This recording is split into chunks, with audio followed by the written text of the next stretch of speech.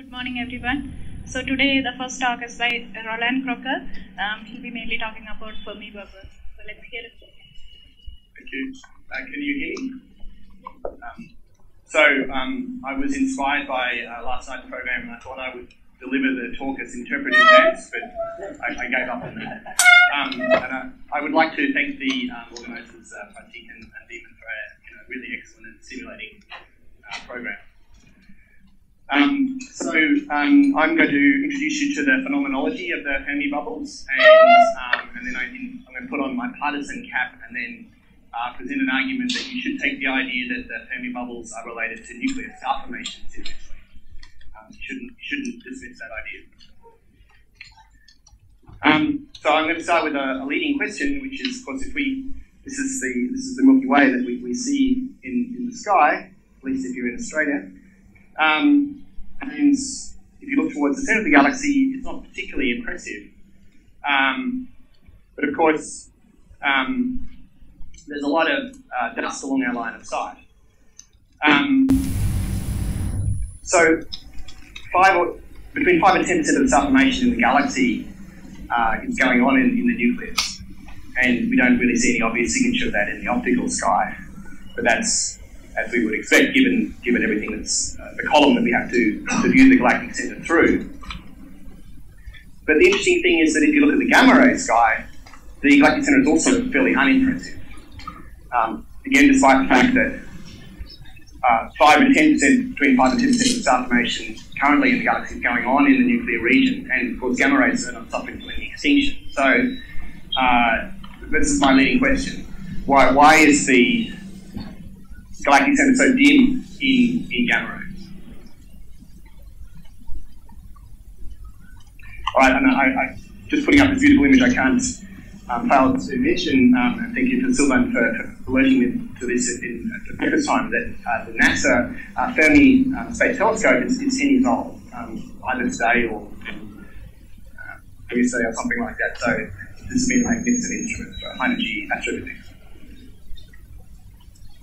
Right, if you look at that figure, hopefully that you can see actually there's something else interesting here.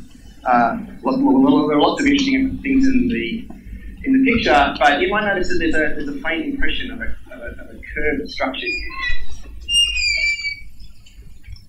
And so this is seen without doing anything to the data at all. It's just the accumulation of all the photons that have landed on the Fermi instrument over 10 years.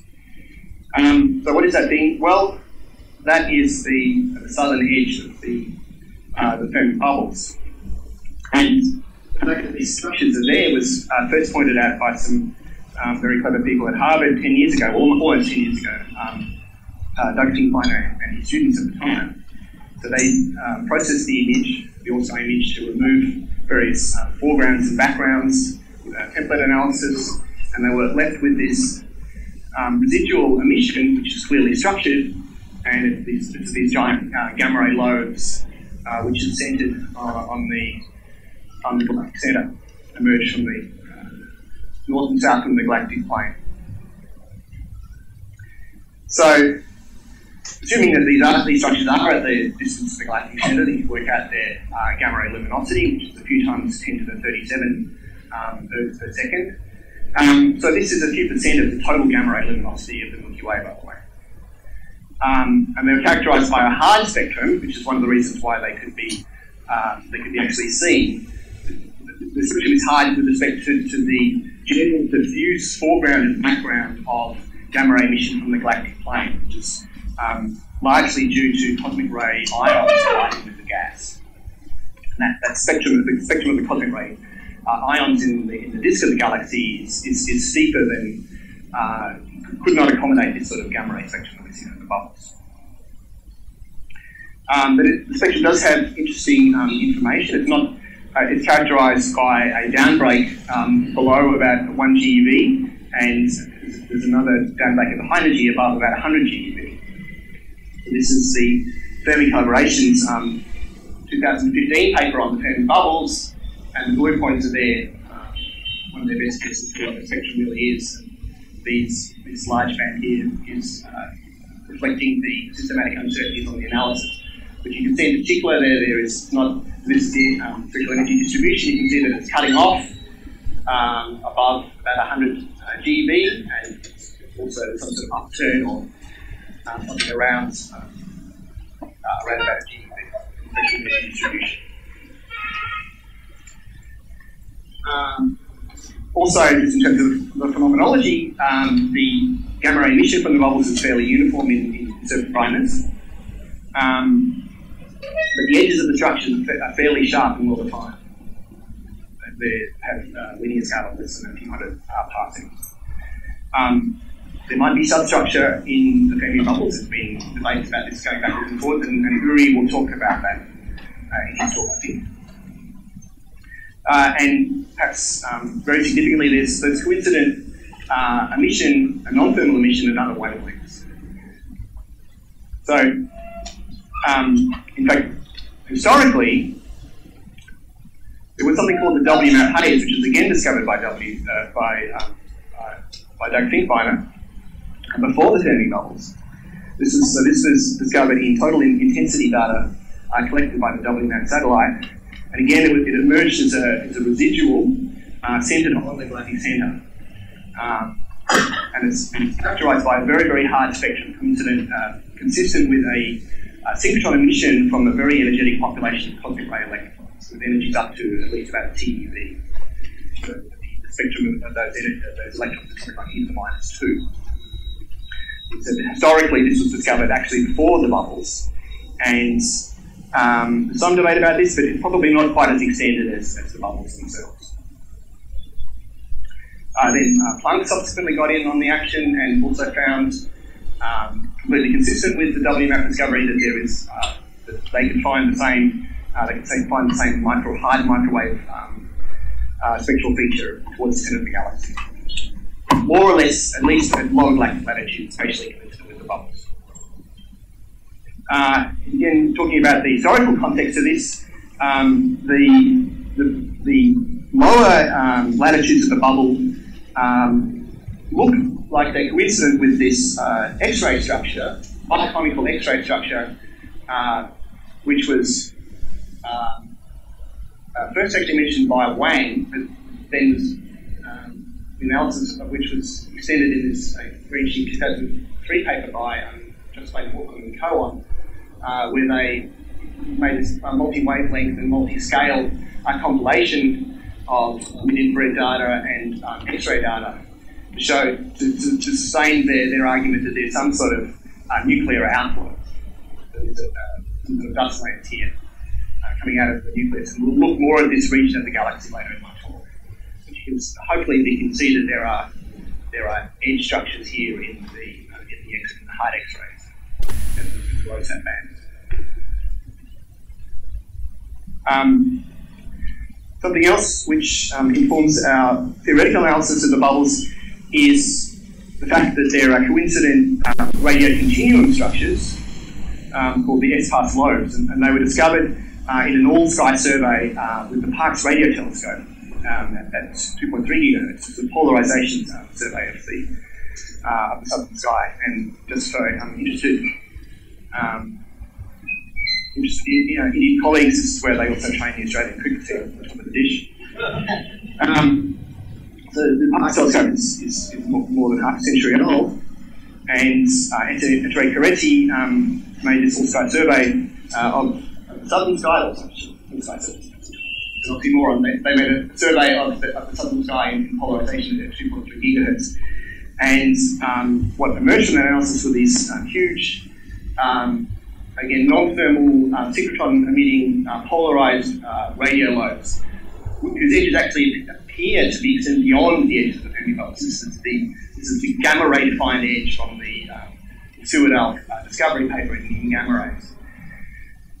So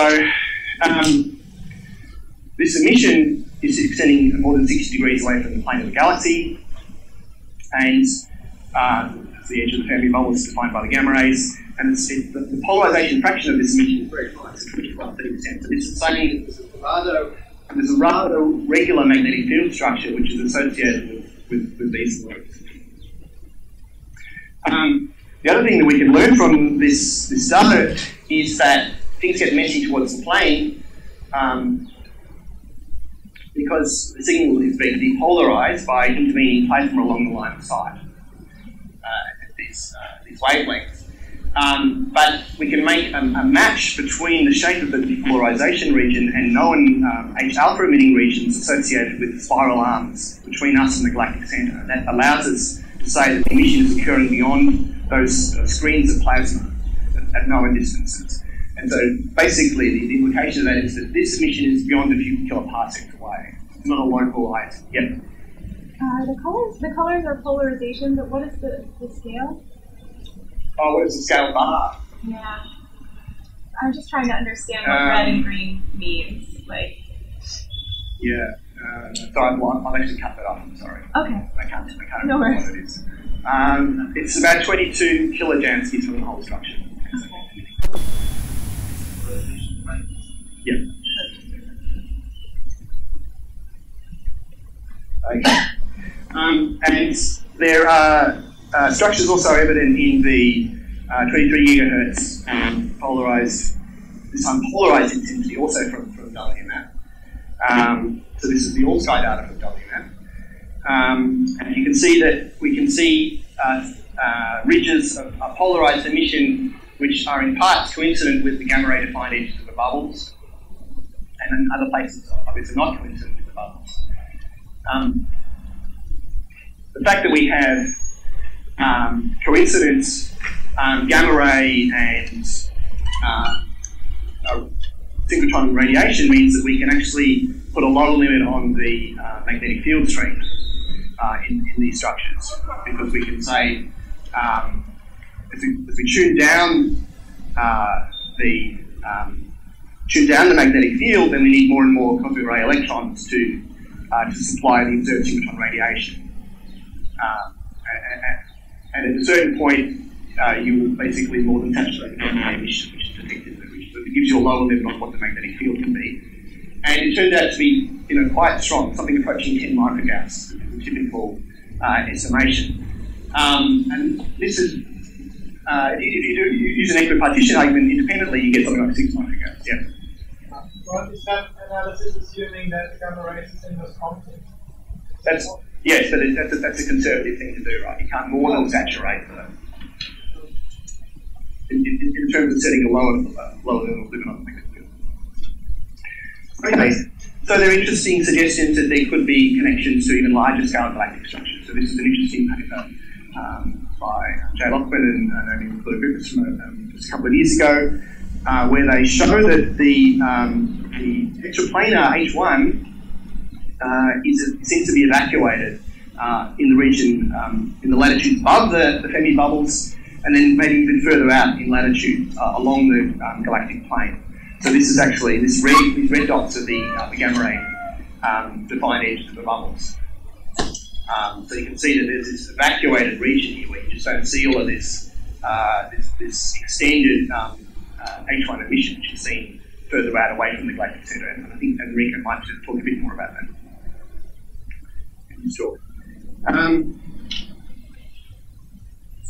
Kartik's talk will also talk about address some even larger scale structures. If you just look at what the sky looks like in this 1 to 10 GeV range, then the bubbles show up faintly, but then there are other structures, known structures, which also show up. This is the loop 1 radio structure, and this is the North Polar stir here. And well, I mean, as a very naive theorist, it's hard to imagine those things are not related somehow. By the way, this is the near end of the galactic bar, at about 25 or so degrees. But then the question arises, well, there seems to be good evidence from other wavelengths that loop 1 is just a local supernova M or something else. And why should there be this large-scale symmetry between the two hemispheres? We're talking about a galactic-scale feature, and in Kartik's talk will address that. But talking about asymmetries, there's also east-west asymmetries as well. Even just looking at the gamma ray data, the bubbles actually look like they're being tilted towards galactic west somewhat. And, well, just as a provocative thing to say, maybe this is somehow reflecting the galaxy's motion through the local group towards Andromeda. The geometry would work out. You'd have to come up with a scenario where the ramp pressure from Andromeda was communicated by a pressure gradient through the halo gas of the galaxy to have that effect. But it's an interesting coincidence anyway, which I think find a contribution to me. Okay, so the bubbles are actually huge structures. If you had polarization radio telescopes for eyes or gamma ray telescopes for eyes, you would see them extending halfway across the sky. So that's pretty amazing. And they were only discovered in 2010, so it's a very important feature of our galaxy which we've only known about for less than a decade. The very large latitudinal extent of the bubbles means that the distance from the plane to the top of the bubbles is something around about 8 kiloparsecs. So they have a volume something like 600 cubic parsecs. And of course the propaganda image looks a lot better than the real thing. This was prepared for the NASA press release, and Meng Su told me that this was a terrible idea to produce this image because he was bombarded by reporters saying, "You astronomers stupid. You know, you've got these giant glowing pink things in the sky. Why don't you just discover them?" All right. So the phenomenology of the bubbles leads naturally to three interlocking questions: how old are the bubbles? What is energizing the bubbles? And what is the gamma ray radiation mechanism that is producing the flux of technical material? Okay, so we can work out, roughly speaking, the total energy involved in inflating the bubbles against the backbone pressure of the halo gas. And fairly robustly, you're getting a number like 10 to the 56 ergs as you blow the bubble up against, to blow the bubble up. And there are actually quite large amounts also of magnetic energy in the bubbles, like 55 ergs or so as well. So we can compare this energy scale to the power available from plausible sources sources that have actually produced the bubbles. And of course the bubbles are gathering into the plane around the galactic nucleus. So immediately one would think that these signatures of activity of this black hole is in the galaxy. So, and a supermassive black hole in principle can certainly easily do this. Its Eddington luminosity is a few times 10 to the 44 loops per second. It's a 4 million solar mass black hole. And we've got a minimum time scale to inflate the bubbles and supply the total energy content of 1 million years, or maybe less if it's closer to the Eddington luminosity. So there have been many theoretical papers investigating the idea, numerical papers investigating the idea that the bubbles have been inflated by activity of a central supermassive black hole, and they've been within the context that the bubbles can be understood as an explosion, something where there's a single, on the relevant timescales, a single burst of energy injected at the nucleus, and the bubbles are very quickly expanding supersonically, very, very supersonically into the halo of the galaxy. So it's an explosion. So this is the argument that the bubbles are something like a mini version of centaurization. But the nucleus also hosts, and I'll spend more time talking about this if I get to it. The nucleus also hosts intense star formation activity. So in terms of the raw numbers, it's something like 0.08 solar masses. This is something like 5% of all of the current star formation of the galaxy, which is maybe not that impressive, but it's happening in a region with a radius of about 100 parsecs. So the star formation activity in the nucleus, which we can see today, is very intense, and we can actually make an estimate, a good estimate of the mechanical energy available because of that star formation activity. So it's a few times 10 to the 40 ergs per second. And so if we want to supply the energy content of the bubbles with nuclear star formation, then we need at least 100 million years to accumulate power coming out of the nucleus. All right. So this would then have to be a slow inflation scenario. So that The bubbles are like a gentle inflation of a bubble. All right, so this is saying that the bubbles may be something a bit like a wimpy version of the M82 outflow. All right, now relatedly, there's the question, what is the main source of the gamma rays that we're detecting with Fermi? And broadly, we can class the radiation mechanisms into three classes. The so-called leptonic models, but this is basically just invoking cosmic ray electrons doing inverse Compton upscattering of ambient photons to gamma ray energies. There's the idea that the emission is hadronic, which just simply means that we have, rather than cosmic ray electrons, you have cosmic ray ions, which means mostly protons, colliding with ambient gas, and again, through the decay of particles produced in those collisions, giving you the gamma ray emission that we see. And there is the other thing, which is just to give up on all of this angst and go to a conference in Bangalore, and that's called the gin and tonic scenario. All right, so just schematically for the students. So here is inverse Compton scattering. High energy cosmic ray electron comes in and interacts with an ambient light photon and upscatters the gamma ray energies. Okay. Now, this works very, very well. And in particular, the inverse Compton scenario works very, very well because you then naturally account for the microwave synchrotron radiation, the so-called haze which I described. It's the same population of electrons, more or less in the same sort of energy range, which can upscatter the ambient light into the gamma ray energies, and which can do synchrotron radiation into the microwave frequencies. You just get that almost for free, and this was pointed out in the original Seward paper. On the other hand, you have to do with the fact that these electrons are cooling very, very quickly. And remember that there's a very hard spectrum in the microwave that we see. And with a cooling time of something like 1 million years. So you have to either accelerate those electrons in situ throughout the bubbles, or you have to transport them very, very quickly and somehow get around the adiabatic losses out of the nucleus. But in any case, again, this is harking back to an AGN type scenario in general. Though I should say that Kartik will talk about star formation and inverse Compton model at the end.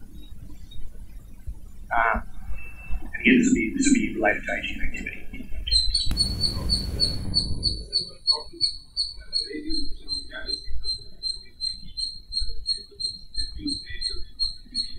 Right.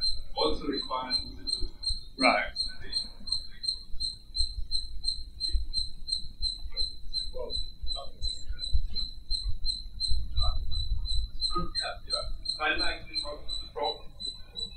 Yeah, well maybe it has the same solution, or maybe it doesn't. So another question mark hanging over an inverse Compton model is that the photon light field which you are scattering is changing as a function of latitude as you get out of the galactic centre. So this is these are the various bumps. So this is the CMB, this is the infrared, and this is the optical UV bump. And you can see that this is driven by the star formation, and its amplitude is ranging by almost an order of magnitude over the scale of the bubbles. And when you do an inverse Compton model, you have to do it in such a way that you can't see an obvious effect of this change in the type of photon distribution. I'm sure Yuri will talk about that and an inverse Compton model. It's certainly not impossible for the inverse Compton model to do, but it's something that an inverse Compton model has to accommodate. So this is the Fermi collaboration's inverse Compton fit to the gamma ray spectrum, and you can see that it does a very, very good job. And they've actually done this for a particular highest above the plane of the galaxy, where you're assuming a fixed photon distribution from the light field. Okay, I forgot. Okay, all right. So, all right, that's the part of the spectrum which is due to the upscattering of the optical and UV photons, where you might expect to see a spectral effect from the change in Right, so the hadronic scenario, as I said, is basically where protons and heavier ions are colliding with gas. And then you get as they do this, they undergo a hadronic interaction. You get a spray of mesons out of this. The charged mesons decay into electrons and positrons and neutrinos, and then the neutral mesons decay into gamma rays. So this is just one example. You can get many, mostly pions out of these sort of collisions. It's the neutral pions which are decaying into the gamma rays, which are then seen. So this is just what happens at the LHC. You run hadrons into each other. So why? And I've been a proponent of these sorts of models, or this sort of scenario for models. Why am I actually interested in this? Well, you can work out the power that has to be going into the freshly accelerated proton distribution to supply the gamma rays, which is seen. And that power is a few times 10 to the 39 ergs per second. And I'm going to make an argument below that that's exactly what the nuclear star formation is supplying. But the severe problem that you face, and I'll get back to this, is that you need a target gas population to collide with. And the scale of this hadronic loss time is a few years at 0.01 particles per cubic centimetre. So it's very hard to get this done. But basically, you can rule it out on the volume filling phase of the gas and bubbles. And you need a very, very long time scale to set this into a steady state. So, although we originally tried to have a model where you have these very, very long time scales, I think it's very hard to get that. All right. And this is, again, the Fermi bubbles, Fermi collaborations fit to the Fermi bubble spectrum with a hadronic model. And you can see that it does okay, but there are a few things which don't work out maybe so well. But again, as we were saying, for their fit to the inverse Compton emission, you also need a cutoff for the parent protons. I know we will make an argument that's unnatural. And then there's this question that it doesn't seem to do such a good job here at the low energies. But on the other hand, if we are talking about a process where you have produced the gamma rays hadronically, then, as I was describing, you also expect the charged mesons, which are produced from the same proton-proton collisions, to decay into final state positrons and electrons and neutrinos. And so you're injecting those secondary electrons, they're called in the literature, at high energy. And those secondary electrons can themselves do inverse Compton emission and Bremsstrahlung emission if there's enough gas. And that will, in general, you can use that to fill in this lower energy part of the spectrum. So you can get fine fit to the spectrum in general terms. My question is natural. All right, so here's something about the other important aspect of the non-thermal phenomenology of bubbles, which is the synchrotron radiation. This is the radio continuum radiation and the microwave radiation we detect. Okay, so as I said, there was this original discovery by Dr. Fick-Beiner of the microwave haze, and it's very, very hard spectrum. As I was just saying to you, in a hadronic model, you're invoking primary cosmic ray protons, not cosmic ray electrons in general. But you get cosmic ray electrons for free from the charged meson decays. And so the question is, well, maybe these secondary electrons can then supply this hard spectrum microwave emission. It's certainly created at the right sort of energies, but in detail this doesn't work because the spectrum will be processed by the synchrotron losses if everything is trapped inside the bubble, and you won't be able to reproduce the hard spectrum of the emission. So this is the Fermi bubbles. I'm saying that this is the Fermi collaborations plot of the microwave spectral energy distribution, and this is what you get with the secondary electrons. So the secondary electrons from a hadronic model can't supply the haze. I would say really. So where are these electrons coming from in a hadronic model? At the lower radio continuum frequencies, and this time now in polarization, we have the opposite effect, which is that at the high frequencies, the spectrum is very, very hard, but at the low frequencies, in polarization between radio continuum at 2.3 and the 23 gigahertz WMAP to C spectrum, right? So that looks like a cooled population of electrons, and with a F nu or S nu proportional to nu to the minus 1 or so. So this looks like a population of electrons which had time to synchrotron radiate, and as it accumulates and form this so-called cooled electron distribution. Now, the timescale associated with cooling that population of electrons at the relevant energies, at these relatively low frequencies, is long. It's about 30 million years. All right. So this is a test for short time scale models. How do you explain this phenomenology? All right, and that's the genotonic scenario illustrated. But we learned that there's an election on, and which means that we have to return to discussion of the Fermi bubbles. Okay, so this is my obviously biased list of the pros and cons for AGN / there's constant scenarios that they're not identical with each other, but they tend to cluster. All right, as I said before, these have this very nice effect. That basically the same population of electrons can give you your microwave haze and your inverse Compton emission into inflate the Fermi bubbles gamma ray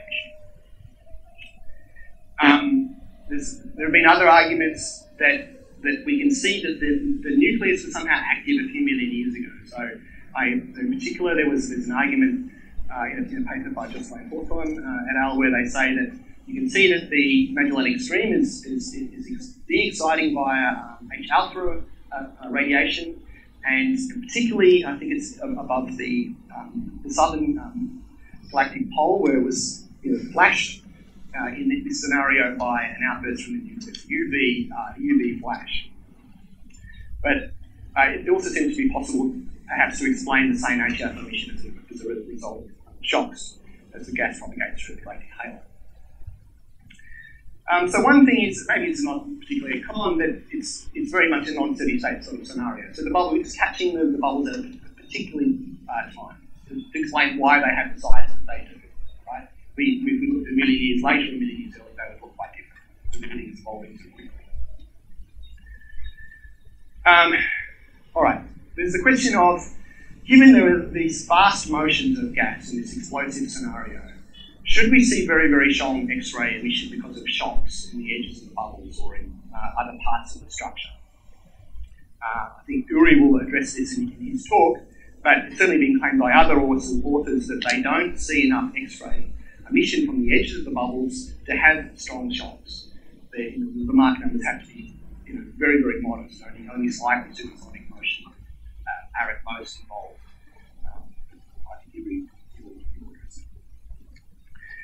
I think maybe the most telling point is this question of the existence of this cooled electron population, which is the spectrum we observed between the 2.3 gigahertz emission and the 22 gigahertz emission in polarization. So basically the cooling time for this population is, as I said, about 40 million years. You have to explain that, the fact that population is there. Maybe simply say that those electrons are not associated with the bubbles. And as I said before, you have to address, and maybe you can do this in a convincing way, why you don't see any signature in the gamma ray spectrum of the evolution of the background light evolution with latitude.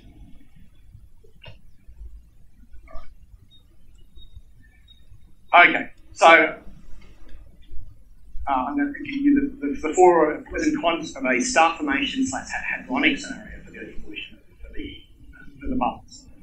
And again, these things are not identical with each other, that is hadronic and star formation, but these things again are tended to cluster with each other, because the hadronic emission is associated with all time scales. All right, I'm going to make an argument later on that the nuclear star formation is intense enough to launch an outflow. You expect it to be launching.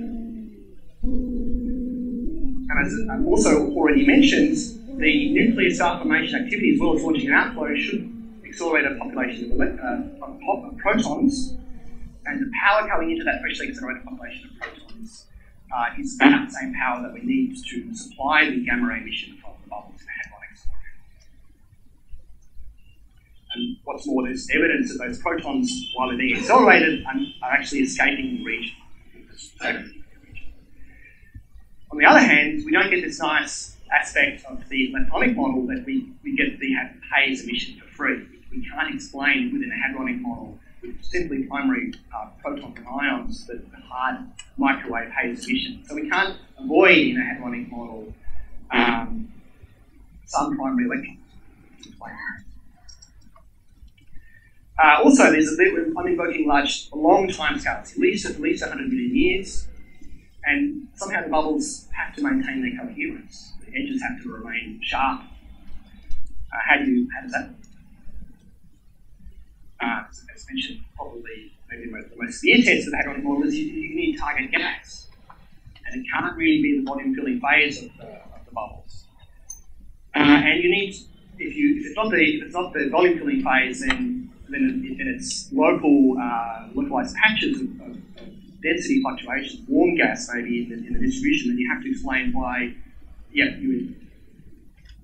Oh, I was trying to interrupt. I was going to add emphasis to this maintain coherence along time scale for the reason that bubbles tend to be buoyant. Yeah. The buoyant rise time is quite a bit shorter than the point of the so you have to inflate it to get out of rock. Okay, so yeah, and so the target gas that you have, you would have to be producing is the gamma rays in such a way that you sort of fill out the flat surface lightness distribution of the bubbles. Okay, some other points I just want to mention is that, as I've been emphasising, the self-formation scenario is not identical with the hadronic scenario. So you can have self-formation driven inverse Compton models, and Kartik will talk about that. Brian Lackey had a paper in 2011 looking at this idea. The other thing I wanted to mention in response to something that Ron said was that you're getting very interesting kinematic information from this UV absorption studies, but you should keep in mind that the velocities which are inferred from these observations can also be internal flows within these structures. So the timescales that you infer from where you see your warm absorption going on, and those sort of timescales are minimum timescales. Like, bubbles could be features which are expanding much more slowly with these internal motions explaining that kinematics. All right, so now I'm going to put on my even more partisan hat and make an argument that the bubbles are connected to nuclear star formation. How much time do I have? 22 more minutes, okay. All right, so this is government health warning. I'm giving you my prejudiced views on this subject.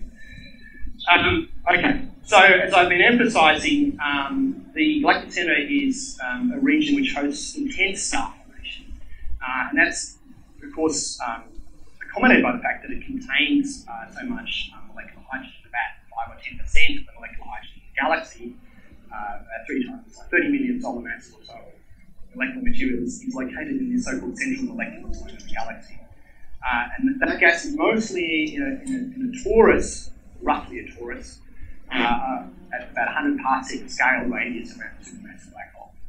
And there's a lot of star formation going on here. So it's a young massive star, and there are many different ways to count the star formation rate. They converge pretty well on a number of something between 0.05 and 0.1 solar masses per year. So this might be this ring of star formation gas might be a smaller version of a nuclear star forming ring seen in other large spiral galaxies. If I look at where the galactic central molecular zone fits on this in terms of the star formation rate surface density, you're at about 2 solar masses per year per square parsec. So this is in the range of where external galaxies, put into the examples that were discussed by Sylvain on Monday, are launching out. I think only to this above, for instance, the characteristics of its star formation to the density of M82, for instance. So there's a lot of intense star formation going on in the nucleus. This star formation activity energizes the interstellar medium of the galactic center. So the interstellar medium pressures and energy densities are something like 2 orders of magnitude larger than what is encountered in the local ISM. So it's a quite different environment to the disk in general terms.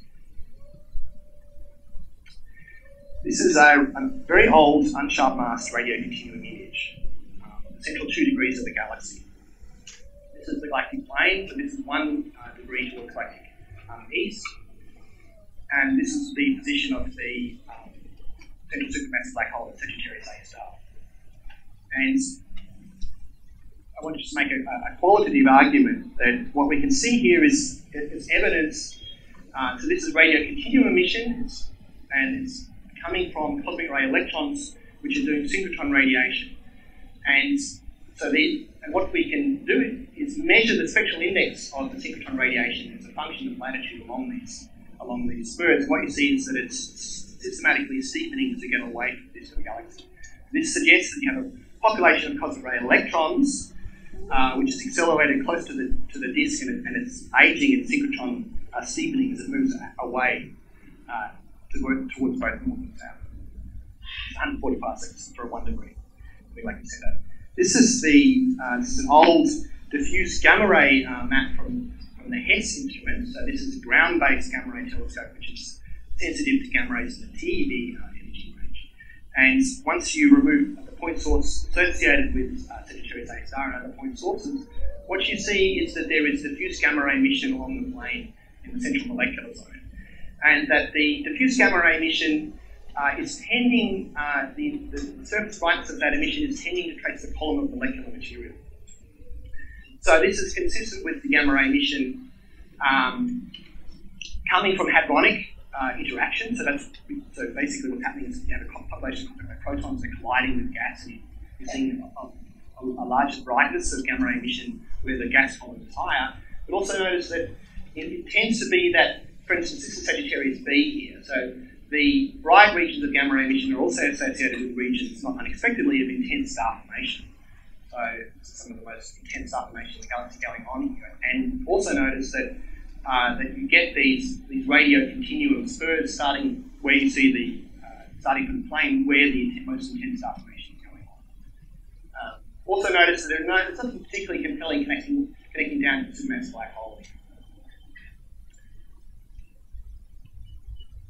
All right, and kinematic analysis of Herschel data and other data by Molinari and I'll suggest roughly that the gas is in something like a torus, which I'm showing schematically now. Though there's quite a lot of debate about exactly what the configuration of the dense gas is.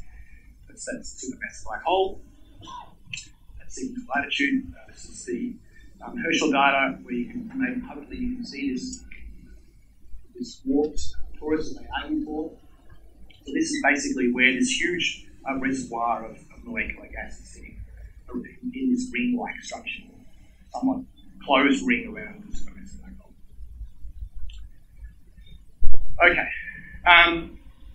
so I'm talking about this very, very small region of the galaxy. And, well, the reason why I'm talking about it, of course, is that this is the region of the galaxy where the interstellar structures are powering into the plane. Now, in this region, we know in principle that the steady-state spectrum of non-thermal particle populations reflect both the cooling and the transport processes which are acting on those particles.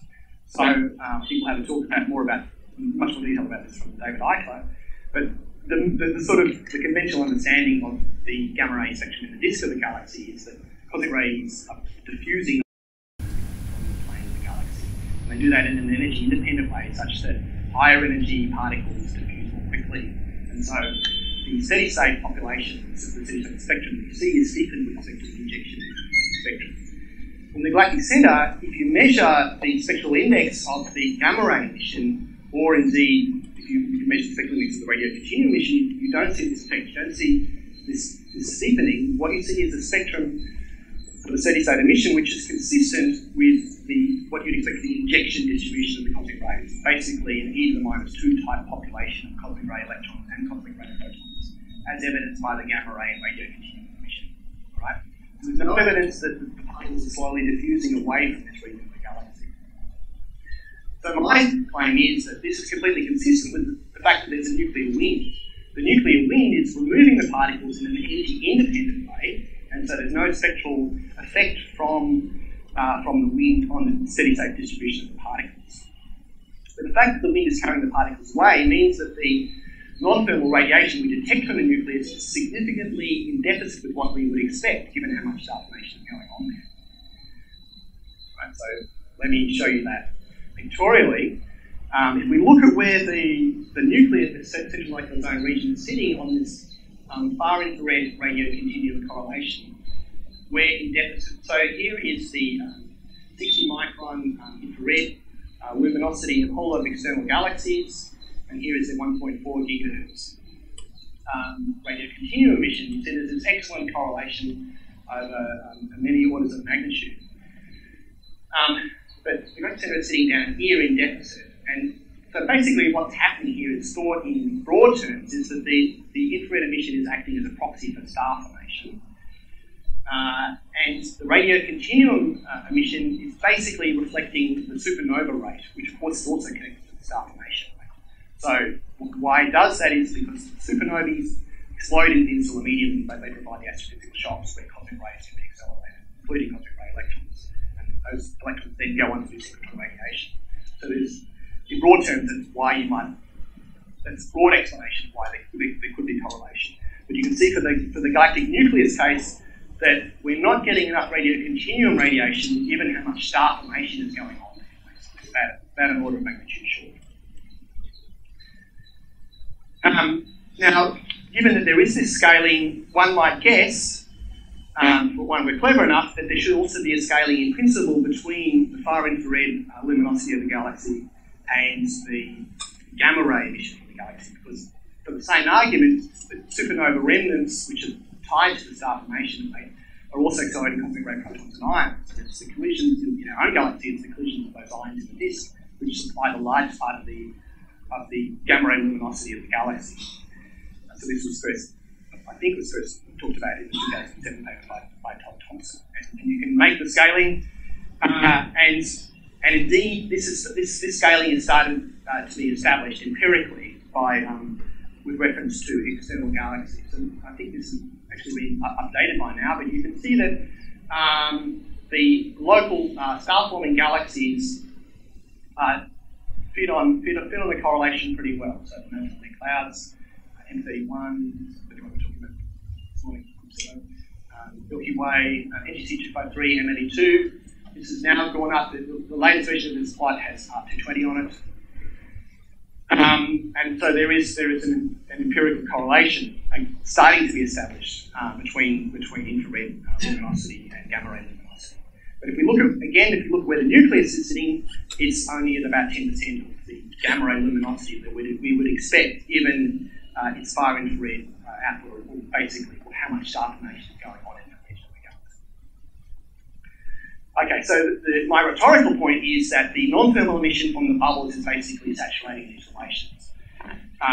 So if we look at, we measure the radio continuum luminosity of the bubbles, and we plot them at the infrared against the infrared luminosity of the nucleus, basically we're back on the correlation. Right, so this is an argument that the cosmic ray electrons now, losing the cosmic ray electrons from the nucleus, and they're going up into the bubbles. They might have an adventurous ride along the way, I should say, but this is very top down. At the same time, the gamma ray luminosity of the bubbles is also saturating this correlation. So this is where, if you plot the gamma ray luminosity of the bubbles against the infrared luminosity as acting as a proxy for star formation, you back much closer to the correlation. I'll be able to with these large uncertainties in the empirical. Okay, so I've got 10 minutes to go. I'm going to run very, very quickly through our best effort in a semi-analytic model to accommodate all of the phenomenology that I've described. So this is going to be a model where the energizing source of the bubbles is star formation in the nucleus, and the dominant source of radiation is hadronic emission, although we can't escape, there will be a contribution from inverse Compton emission to the total gamma ray flux because we need primary cosmic ray electrons to explain the hard microwave haze. What if we try to understand the bubbles as bubbles? So they should have this classical structure of a freely expanding wind zone running into a reverse shock, and then the shock downstream region where the kinetic power going into the outflow is thermalized, the contact discontinuity, and then a forward shock, which in our model we don't see any. And the power coming into this thing is about 10 to the 40 ergs per second from the nuclear star formation, as informed by the nuclear star formation. But what we have to account for here is the fact that we've got gravity, and the speeds that I'm going to be invoking are not that huge. The thing is coming pretty close to the stalling. There's external pressure into which it's expanding. We can't ignore the halo pressure, and there's cooling going on because there are long timescales in the model. So if we account for all of these things and look at how quickly one thing to notice here is that that if we treat the atmosphere around the bubbles as though it only contains density, it only contains matter at certain density with zero temperature, no pressure, in other words, then the expansion of this overpressured adiabatic bubble. So also we ignore the cooling time. The contact discontinuity is growing much too quickly. But if you contrast this plot here with what happens when you turn on cooling and you put in a finite pressure, reasonable pressure for the halo, then the structure grows much more slowly, and it approaches the current size of the bubbles at a few hundred million years. And the other thing to note is that the asymptotic size of the bubbles have an asymptotic size in principle because at a certain point the cooling completely saturates the power going into the bubbles in principle. And so there is, at least in theory, there's an asymptotic size to the bubbles where the cooling is just saturating everything going into the enthalpy flux going into the bubbles. And the size where that happens is only a little bit larger than the bubbles that we observe today. So this is a kind of a natural, in that sense, it's kind of a natural scenario.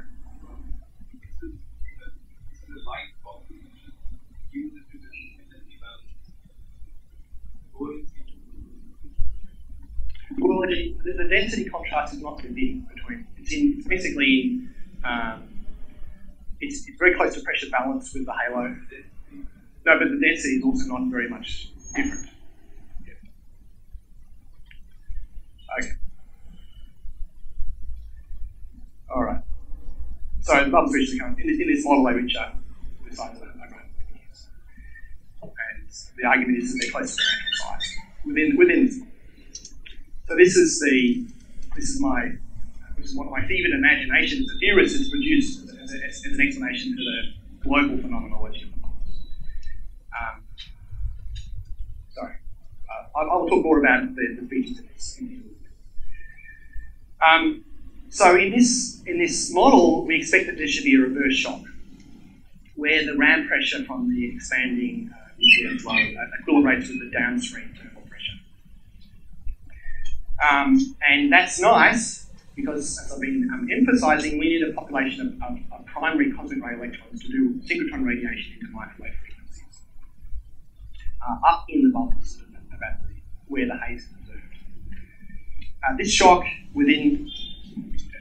occurs at distances of something like a kiloparsec or so, and it's a relatively fast shock. But everything is quite sensitive in this model now to the exact power going into the outflow because the thing is actually quite close to the stalling because it's very, very underpowered in general terms. As we go up to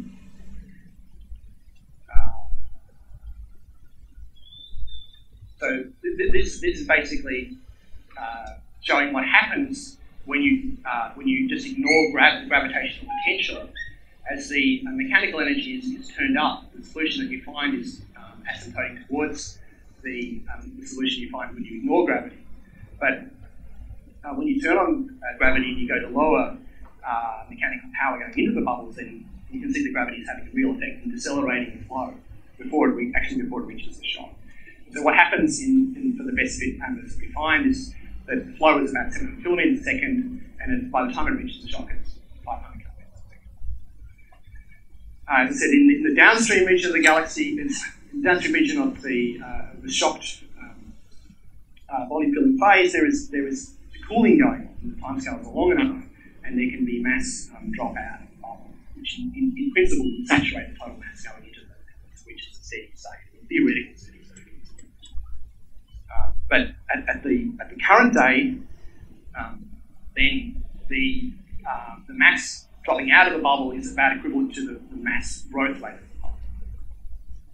The bubbles are only very, very slowly expanding in this.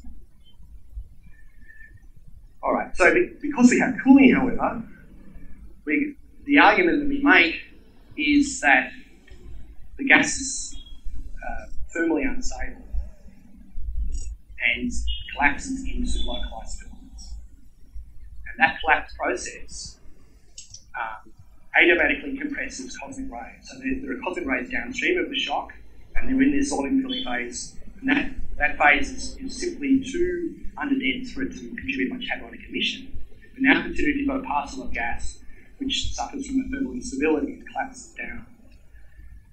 What happens is that the cosmic ray population in that gas phase will be adiabatically compressed as the gas loses energy radiatively. And so, consequently, the non-thermal pressure in those filaments will grow as the thing collapses down. And eventually, what will happen is that the principle is that if you ignore the diffusion of the cosmic rays out of this thing, we check, that the filament comes to be supported by non-thermal pressure. All right, and just those statements are enough to actually calculate the gamma ray luminosity of the bubble, saying that we know how much cooling is going on, and what's happening is the filaments are collapsing down into these structures which are dominated by the non-thermal pressure of the cosmic rays and adiabatically compressed magnetic fields. So this is why I'm saying here that the gamma radiation that we're seeing in the bubbles is mostly coming from collapsing material which is on the inside of the contact discontinuity.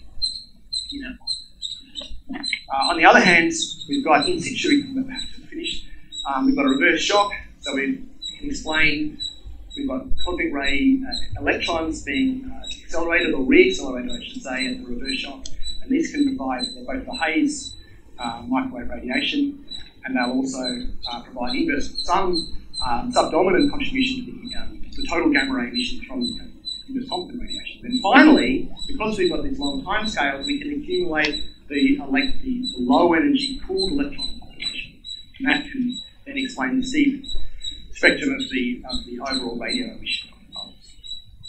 All right, so this is as far as one can push a semi-analytic model. So this hasn't been demonstrated with magnetohydrodynamic simulation in deep space. All right, this is an argument that we can actually predict the gamma ray luminosity just by saying that the filaments are supported by the non-thermal pressure.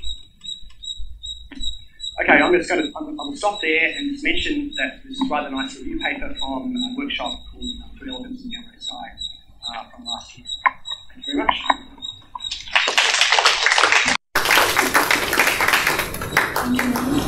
Questions? So usually these thermal particular things that they are very familiar galaxy clusters also emit in H alpha, C, or other lower energy wavebands. Right. So we don't think we have any evidence for at least these large scale things in this particular. That sounds reasonable. I mean, I know on the other hand that I think the Queensland users, they are supported by the non-thermal pressure number. And they could be. They could be, but they also emit H alpha, C. No, well, okay, that's something that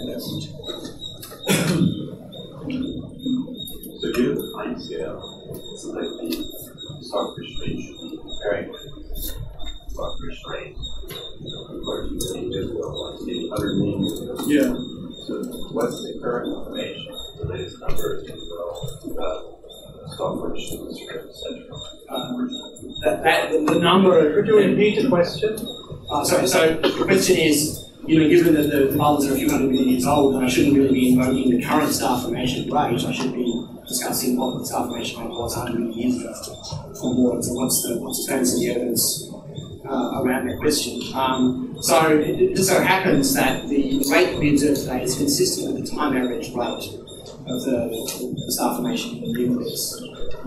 Over billions of years. Now, there is debate about exactly how much variation there is, but the statement is that it doesn't vary too much. It might go down to 0.01. The probability varies between about 0.1 and 0.01 over a few tens of millions of years cycle. Related question. How does it matter to the appearance of the Fermi bubble? Whether the history of driving a car, is it the total energy that's put in? That's more important, presumably, than whether you have it in 10 bursts or one single burst. That's the claim. Sunny? Could you have your cake and eat it too by saying that the the bubbles themselves might be due to the leptonic acceleration mechanism, while the gamma rays seen in the plane of the disk are due to the hadronic? I don't want to suggest in any way that there's any doubt about the source of the gamma rays in the plane. They definitely come from hadronic emission. So, yes, in general, I think, as I said, Kartik will talk about an inverse complement star formation to the model. I have a question about the age of the bubbles. So you mentioned that the age that comes from the wind studies in the UV, that you should think of it as a lower limit to the age because there could be an internal flow. Right. I'm not sure I follow this, right? So if you have one event that drives the wind and one event that creates the bubbles, if those two are not the same thing, then can't the timescales be anything? I mean, couldn't it be an upper limit instead of a lower limit? I mean, we've always looked at the wind and said, okay, if it's the same event that drives the wind that creates the bubbles, then we would expect the timescale to be the same. But if they're different events, and I'm not sure how one is a lower limit on the other. Well, I guess the point is that it's being presented as though that is the time scale that comes from those studies. So I just wanted to make the audience aware that it's not necessarily the time scale for the overall structure.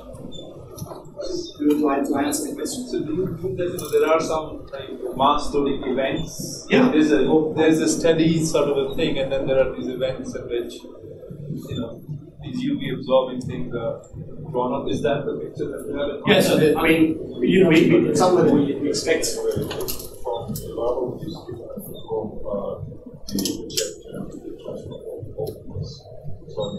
Yeah, but I mean, if they're totally unrelated, then they don't inform each other in any way. Yeah, that's what I was trying to get at. Yeah, again. I had a question regarding the star clusters that you see in this central molecular ring. So you could have, if you have a jet, you could have also the scenario of jet-induced star formation, which would be predicted to happen exactly in a ring around the central zone that you evacuate. So how old is the star formation in these clusters? Are these young clusters compatible with the jet-induced star formation scenario? Well, the two big clusters, quintuple and arches, they're a few million years old each. They're not 2 million years old and 4 million years old. Okay, so that would fit. Where's the ring?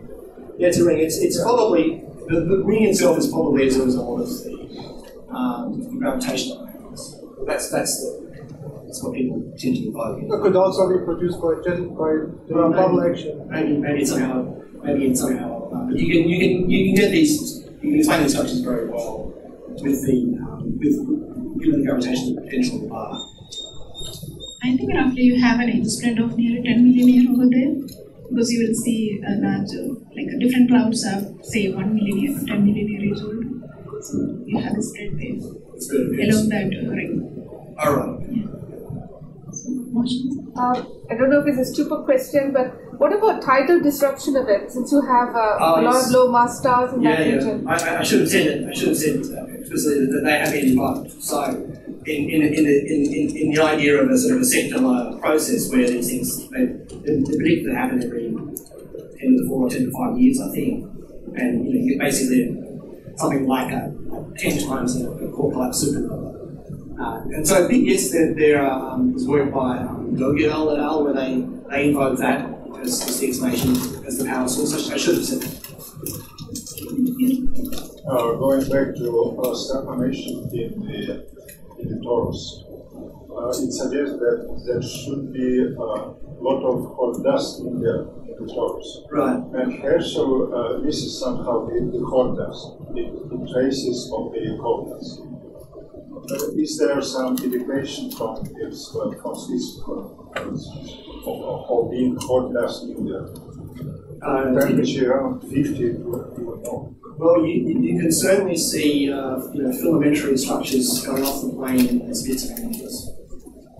So they're definitely. But we can produce water. We can produce hot dust water just within the stars. Around the stars. Oh, around the stars. I'm not sure. The whole region inside the CMC is full of hot dust, ionized gas, filaments that go from the CMC. Yes, that's right. Spirals, these spiral structures. It's quite a bit. Yeah, so Spitzer, I don't think Spitzer has enough sensitivity to detect there. It's all background radiation. Yeah, any other questions? Yeah. Maybe I can ask the second one. So, would it be feasible? You mentioned you have two kinds of electron populations there. So, would it be feasible at all to assume a primary electron injection scenario and then assume an intermittent magnetic field which has a very different magnetic field strength that produces two kinds of electron populations at the time we see to explain your observations?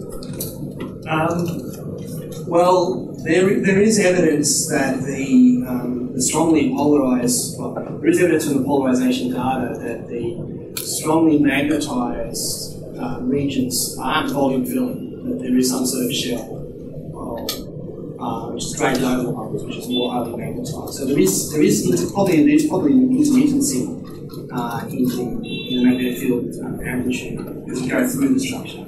So yeah, I guess in principle you could have different electron populations, or in general just non-thermal particle populations in different regions with different characteristics in magnetic fields. I don't know how that helps you, but yeah. Yeah, so if there are more questions, you can discuss during coffee. So let's thank Roland again.